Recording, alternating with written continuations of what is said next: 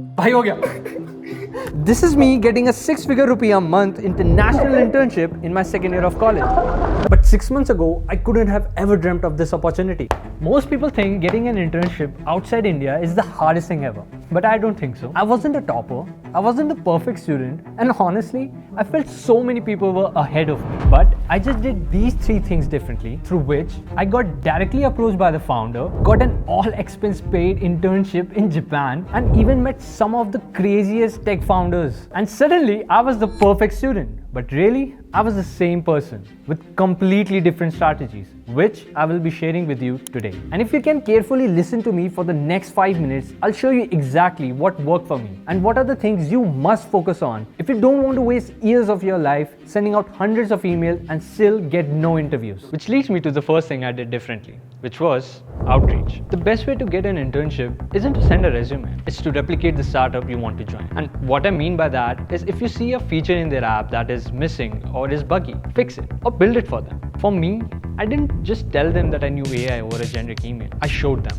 I built a platform that converts complex research papers into audio podcasts. This was intentional and specific to the niche I wanted to enter, which was research. So I'd say stop blindly applying to 100 random companies. Pick a niche, choose quality over quantity, and build something that screams, I already do the job that you are hiring for. And show, don't tell. And once you have the product, you have to get loud. My mentor actually pushed me on this. He told me to be absolutely shameless. I didn't just rely on LinkedIn, but other platforms as well, like X, GitHub, and for some of my peers, even Instagram worked.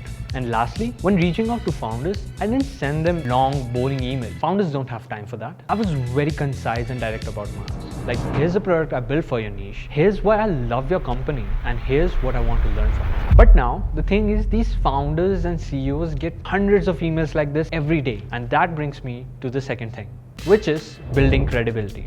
There are thousands of people in it to grab the same opportunity as you. But to differentiate yourself, you'll have to be credible. And to do that, you'll have to do 2 things. So, in my first year of college, I was very overwhelmed. KLMA, people were already building successful startups, building crazy products and everything. And I was just feeling so, I don't know how to say it, FOMO, but the right kind of FOMO, which pushed me to work on my skills. And I started consuming podcasts from founders, started watching videos from Y Combinator Startup School every day. And I'd say that's one of the best way to upskill yourself. Apart from that, I started reading Paul Graham's articles and they helped me a lot. So you really need to upskill yourself. But all that mehnat does not matter if you don't do the second thing, which is personal branding. I see so many people building insane stuff but not putting it out anywhere, just building in private. Rather than just building, you'd also need to be selling. I didn't have the best grades, but what I had, and I think everyone needs to land a best internship, is personal branding. And of course, ये इतना भारी term लगता है, but it's all about increasing your luck surface area. Of course, landing an internship depends a bit on luck, and you can't control luck. But what you can control is how easy it is for luck to find you. If you're building in private, your luck is 0. That's why I started building in public. I didn't try to be a guru. I just documented what I was learning at that exact moment. Because see, when you are an expert, you skip out on details.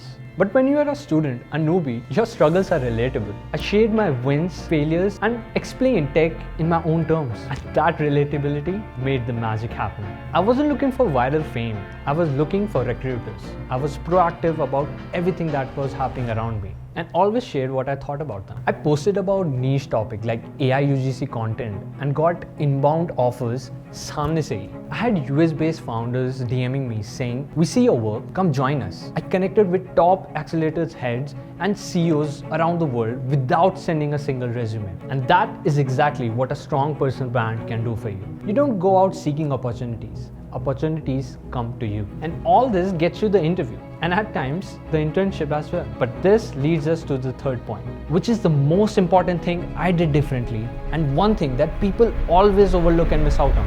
But before I get into the last step, on a lighter note, let me not just talk about things you should be doing, but also 2-3 mistakes that everyone makes while applying to internship. And even making one of them could be seriously holding you back. How do I know that? Because I made every single one of them. And I noted these down a year ago. So let me just read them out to you. First thing is that people send out mass generic ChatGPT email. You have to be very intentional and hyper personalized because outreach is not a quantity game. it's a quality game. I myself used to do this and never got replies. And the second thing is that a lot of people, they're not seeking discomfort. They think abhi bahut time hai. But if you start too late, you'll already be 2 years behind the people who just build credibility. The last mistake before I get into the third tip is that some people are so afraid of failure that they don't even try. You need to be shameless, as I said, and you need to think of the what if ye kaam kar gaya rather than not even trying to reach out. Now the third thing I did differently is over-delivering. Most people think getting an internship is the end, but really, it's just the start. My internship in Japan wasn't a vacation. I used to work 9 to 9, 6 days a week, but I was still consciously thinking what better I can do. If my time was 9 to 9, I'd leave at 9:30. And since I was working directly with the founders, even the smallest mistake could lead to potential losses for the company. It can be exhausting, but honestly, over-delivering is the only thing that puts you in track for people, ahead of everyone else. It's only because I over-delivered that I built repo and my work got highly recognized. And I still get opportunities back from the places where I have worked in, only because of this. But at the end of the day, working in Japan was one of the best experiences of my life. From not knowing anything, not knowing the language, to literally losing my passport on the last day of Japan. It was surreal and something that I could have never imagined. Having met so many great founders and people whom you only see on LinkedIn. And I want as many of you guys to have the same experience that I had. So if you're watching this video right now, go out there, be shameless, and you'll be surprised to see what happens.